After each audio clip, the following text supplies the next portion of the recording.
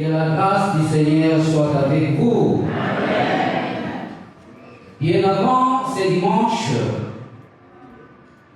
nous avons assisté aux enseignements qui nous ont été donnés par le prédécesseur. L'un parlait de protection divine, l'autre parlait également de la victoire divine. Aujourd'hui, et la protection divine et la victoire devant les épreuves ne peut réussir si on n'a pas la prudence. C'est le soubassement. Quand un chrétien est prudent, c'est une manifestation, c'est l'ébauche de la réussite dans sa vie. Tout au long de la semaine, avant que je ne parle de ces thèmes, je tiens d'abord à remercier les collèges des anciens et plus précisément, plus particulièrement, notre Père pour m'avoir offert cette opportunité de vous partager durant toute la semaine cette thème. Notre thème d'aujourd'hui est intitulé La prudence dans la vie chrétienne. Celui qui n'est pas chrétien prend lever les doigts ou la main. Celui qui n'est pas chrétien lève la main. Tout le monde est chrétien. Alors tout celui qui est chrétien qui lève la main. C'est-à-dire, nous sommes prudents. Généralement. Et ce texte, c'est thème 11, 14 verset jusqu'au 15e. Lisons au nom du Seigneur. Quand la prudence fait défaut, le peuple tombe et le salut est dans le grand nombre de conseillers. Celui qui cautionne au bruit s'en trouve mal, mais celui qui craint de s'engager est en sécurité, parole du Seigneur. Acclamons pour la gloire du Seigneur.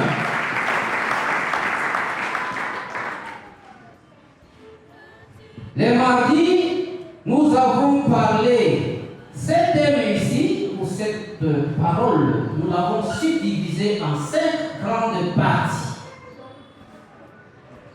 Nous avons commencé par définition des concepts du terme prudence.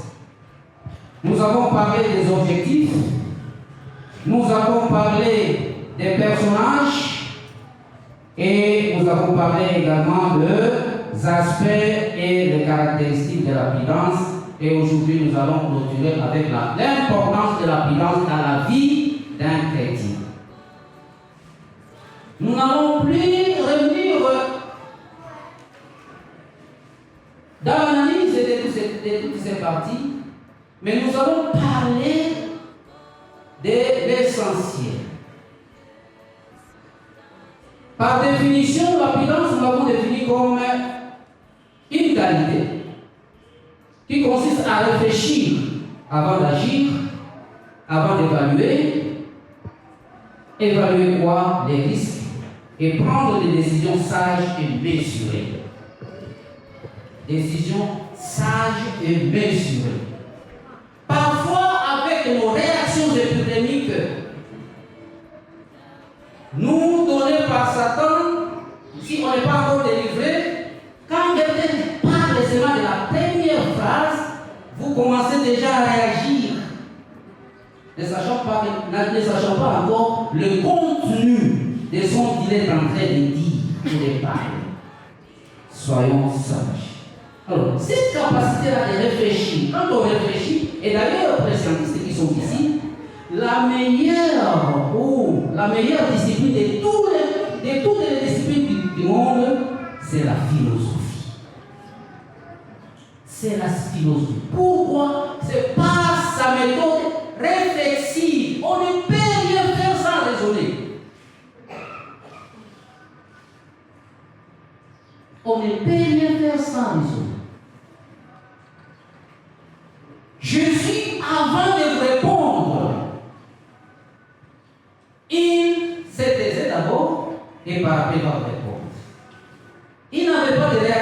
interdit comme nous aujourd'hui. Que Dieu nous aide. Et nous avons poursuivi 7 objectifs. Inutile de les épingler, mais en conclusion, nous avons dit que cet enseignement sur l'abondance dans la vie chrétienne vise à guider les croyants que nous sommes vers une vie équilibrée. La vie équilibrée des chrétiens, c'est laquelle? On ne monte pas trop, on ne descend pas trop.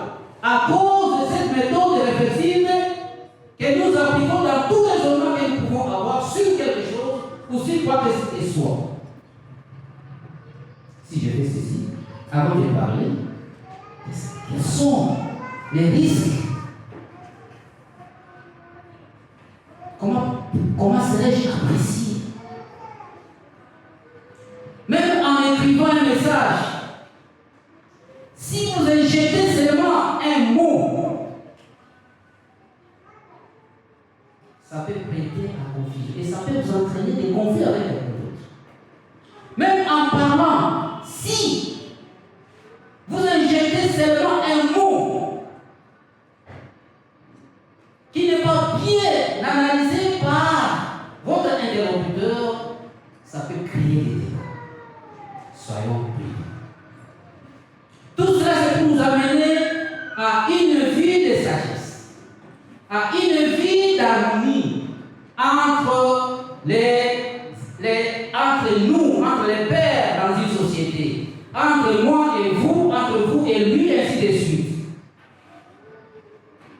Même les comportements vestimentaires peuvent nous attirer des amis et peuvent nous disqualifier.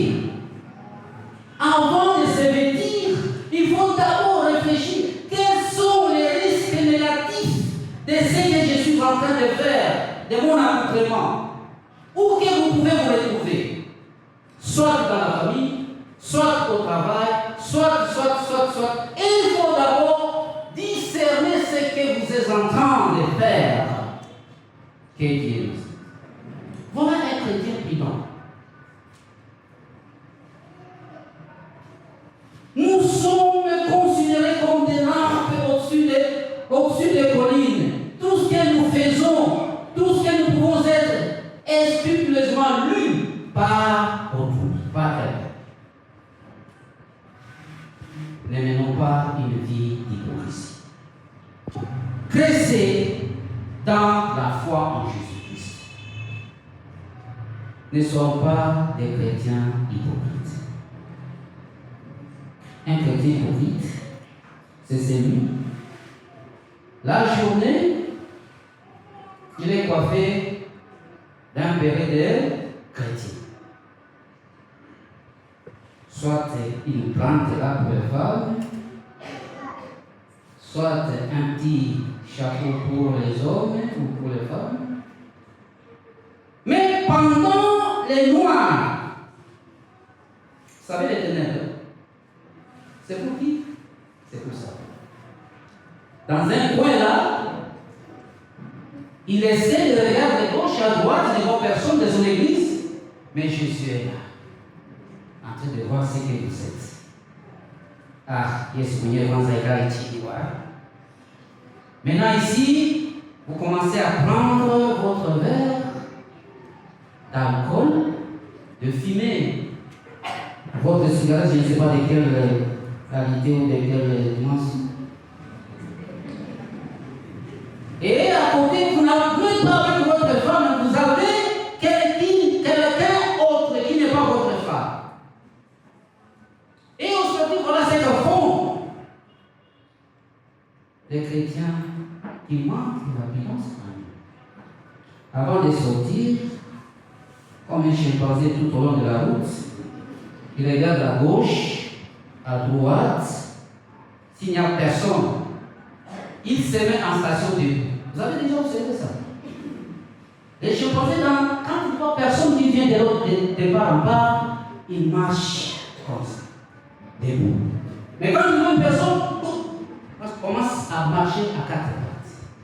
Il dit, ne sois pas hypocrite. Ce que vous dites, engage. Votre réflexion doit produire des faits palpables et appréciables. La décision que vous prenez, qu'elle ne soit pas prise à l'hâte, qu'elle soit une décision réfléchie et qui doit être sage. Nous évoquons l'histoire de Jésus quand il fut avec ce disciple. Quand on venait l'arrêter, il était quoi? Tranquille. Mais quand on commençait à les malmener, Pierre qui pille les couteaux et souriait, l'un de ces policiers-là, de ces soldats, qu'est-ce qu'il avait fait? Il lui avait remis son papier. C'est une partie de l'oreille. Dis les parties de l'oreille, les parties ici. Si nous disons, il lui avait remis l'oreille, c'est-à-dire les tympans, tout ça qui constitue.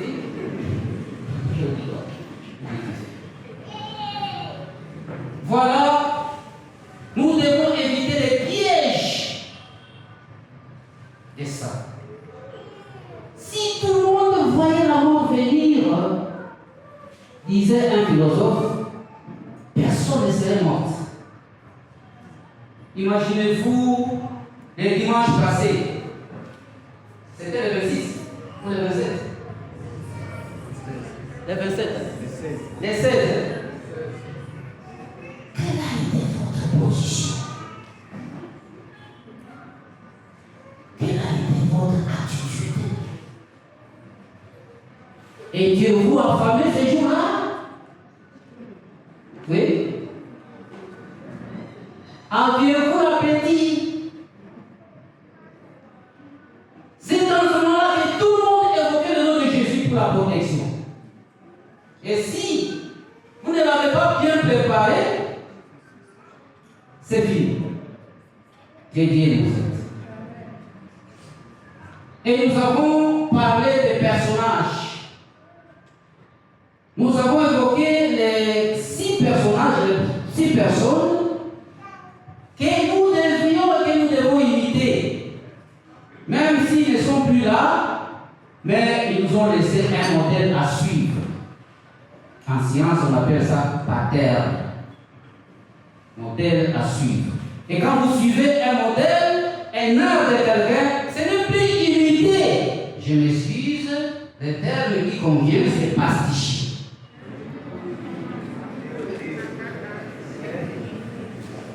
Quand vous imitez l'art de quelqu'un, vous l'imitez, c'est-à-dire vous pastichez. Consultez votre livre de style.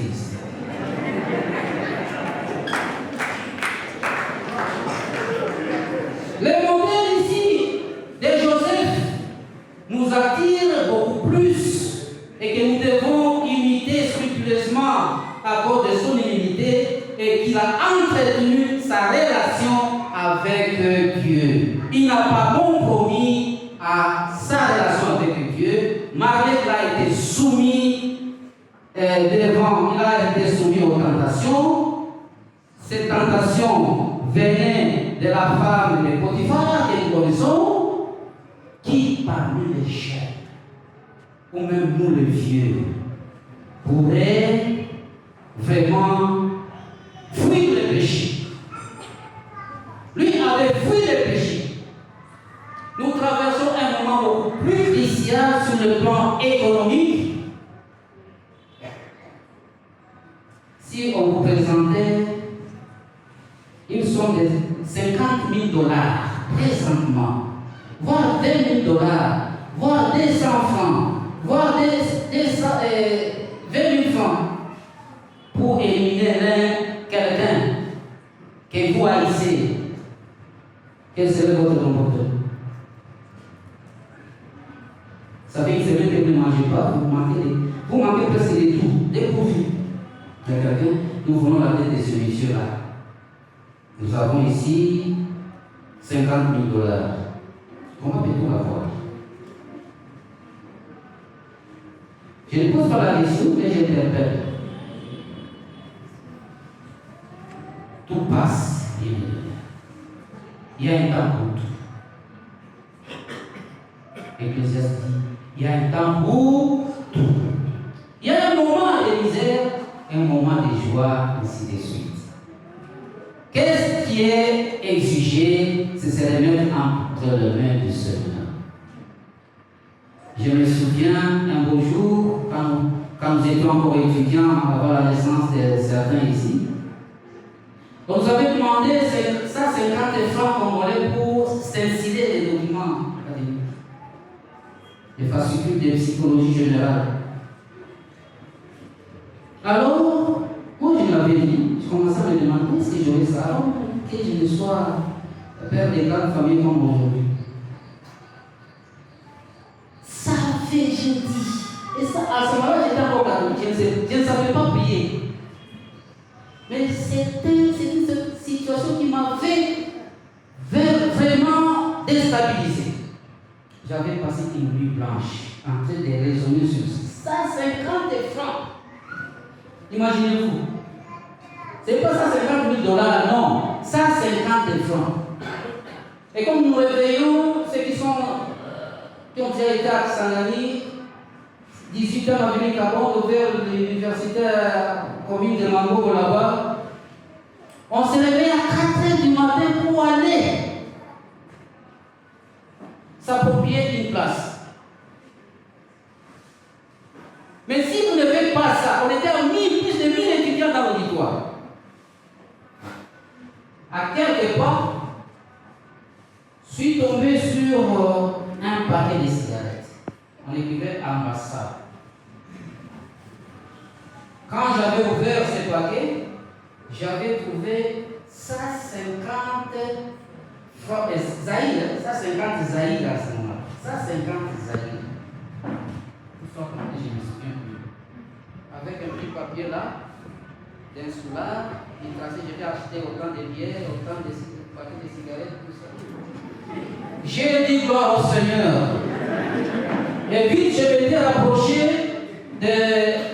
du professeur pour dire, voilà, chef de travaux, voilà. Ah, merci beaucoup. Une fois si vous demandez quelque chose à Dieu et qu'il vous la donne, il faut l'utiliser utile. Utilisation utile. C'est les gens sont mollets, les gens sont amis. Ça ne pourrait pas commencer, ça ne pourrait pas. Et je vais encore demander, non, ça, il peut fermer ses portes. Que Dieu vous aide. Que Dieu vous aide. Et après les personnages ici, Moïse et plutôt Joseph, avec son humilité, il a choisi ses relations avec Dieu, il n'a pas voulu se compromettre devant la femme de Potiphar. Nous avons aussi parlé des aspects et des caractéristiques de la prudence. Là, nous n'allons pas tarder. Nous avons trouvé qu'il y a 3 sortes d'aspects et 6 sortes de caractéristiques. Ceux qui ont été dans la semaine, j'attire votre attention par l'une des caractéristiques qui doit nous marquer. C'est le silence. C'est le silence. Celui qui est prêt là-bas peut nous lire Exode 14 au 14.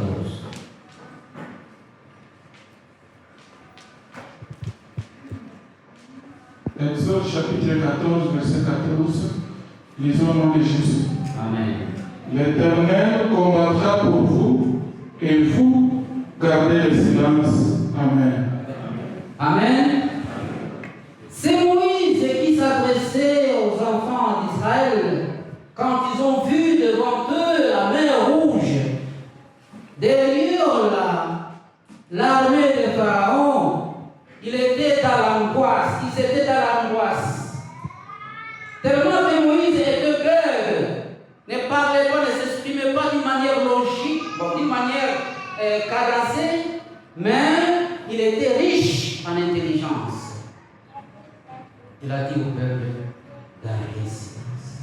Et nous aussi, nous devons, même s'il y a des tribulations de tout genre, un chrétien prudent doit garder le silence. Car aujourd'hui, c'est le négatif, demain, c'est le positif. Amen. Il ne faut pas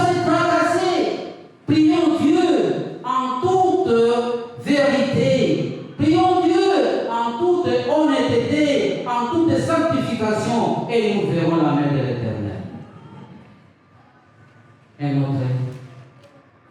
Un autre exemple, je ne sais pas si le frère Bernard ici, il est présent ici dans la salle. Nous étions tous professeurs au niveau des Kigali, secteur des Zigues là-bas. C'est chacun avait ses requêtes. Lui priait pour l'argent, moi j'ai prié pour amener ma famille ici, ainsi de suite. On était à 3. C'est chaque samedi qu'on ne mangeait pas. On ne faisait que prier. Où nous avions tous vu dans la côte la main de l'Éternel. Après cela, il a eu $1000 qu'on devait lui payer. $1000. Papa Bernard, s'il est là, il peut témoigner. Moi aussi, j'avais reçu l'argent pour faire venir ma famille de Kisangani à Goma en 2002. Et l'autre, prier pour son mariage et partir pour l'Europe. Tout était déjà, chaque problème avait eu une solution positive. Que Dieu soit béni. Voilà, et aujourd'hui, nous allons parler maintenant de l'importance. L'importance, c'est quoi? L'importance de quoi? L'importance de la prudence, bien sûr. Parce que nous sommes en train de parler de la prudence. C'est un comportement très positif qui doit caractériser, qui doit être présenté par un chrétien de mon comportement. C'est une seule pas francophone.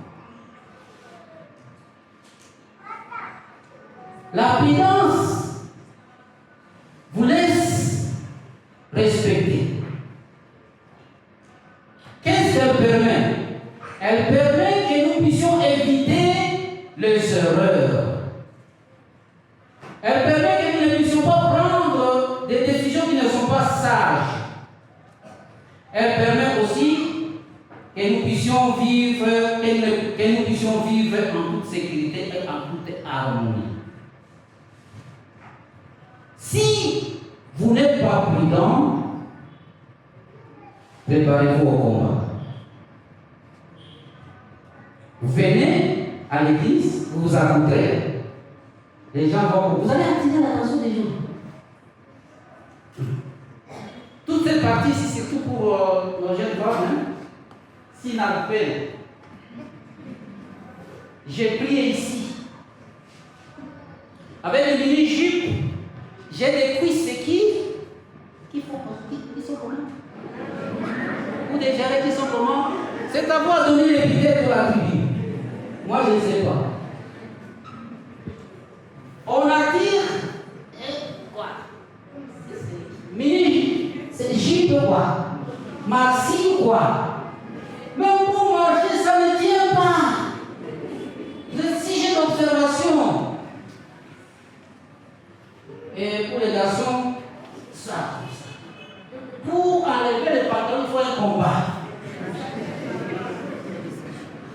Qui craint, qui a la crainte de Dieu, est utile. Même s'il manque les moyens, il est important dans un autre secteur. On ne connaît pas les dons spirituels à chacun d'entre nous. Pourquoi se moquer de l'autre? Que Dieu nous aide. Que Dieu nous aide. Tous les enfants que nous avons, de voitures, de maisons, combien il y a non ici qui a non renoncé?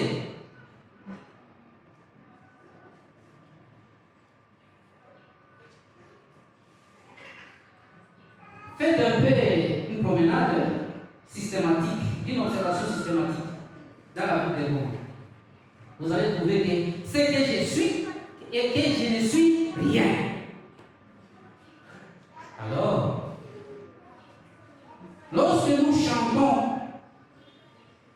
les nyimbo za wokovu numéro 78, tumikia Mungu kwa wakati ambao umebakia. Amen. Hein? C'est ce que nous devons faire. Et servir l'Éternel à travers plusieurs facettes. Votre intelligence, votre avoir, tout ce que vous pouvez à disposition. L'avant-dernière importance,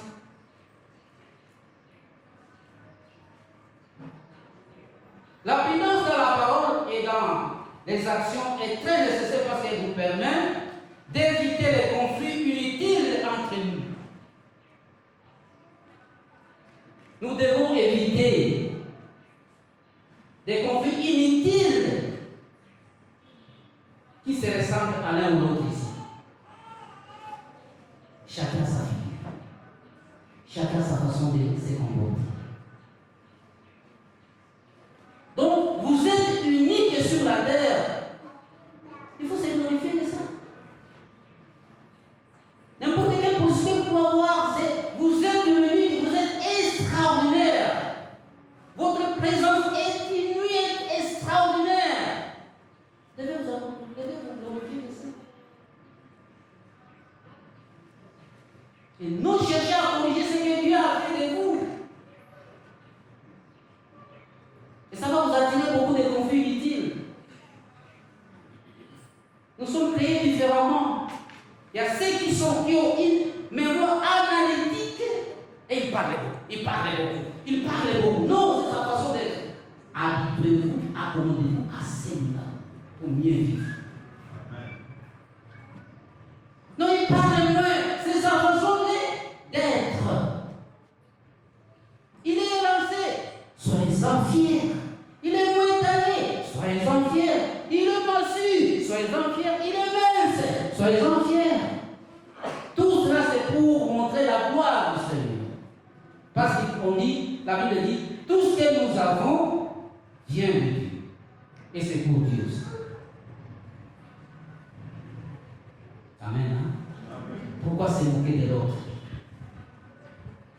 Pourquoi se moquer de l'autre? En tant que chrétien prudent, ne soyons pas hypocrites. Soyons corrects devant Dieu. Amen. Soyons corrects devant Dieu. Ici, nous avons, vous connaissez l'histoire d'une femme qu'on appelle Abigail. La femme d'Élie. Vous voyez ce que vit son mari et ce qu'elle était. Elle, c'est le bouclier de son mari. Son mari était moins reconnaissant aux actions que David faisait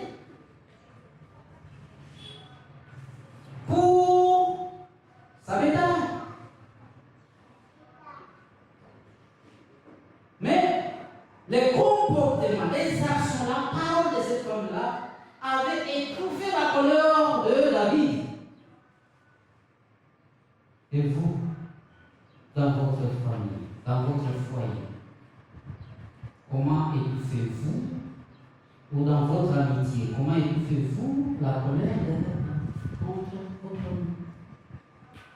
N'est-ce pas, nous disons à Taona et d'ailleurs. Tout est ici d'ailleurs. Vous ne pouvez pas changer Martin, non? Martin a ses comportements. Il a ses capacités, il a ses compétences, il a son tempérament. Nous devons être un bon témoin de Christ. À partir de la façon dont vous vous comportez seulement, vous allez témoigner Christ. Que Dieu nous fortifie. Que Dieu nous fortifie. Alors, un chrétien prudent vit avec le discernement, en s'appuyant sur la sagesse de Dieu et en prenant des décisions éclairées qui honorent notre Seigneur. C'est la parole de Dieu.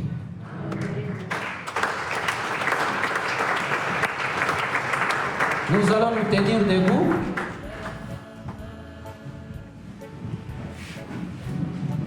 Nous allons chanter tous dans Nyimbo za Wokovu, le numéro 78.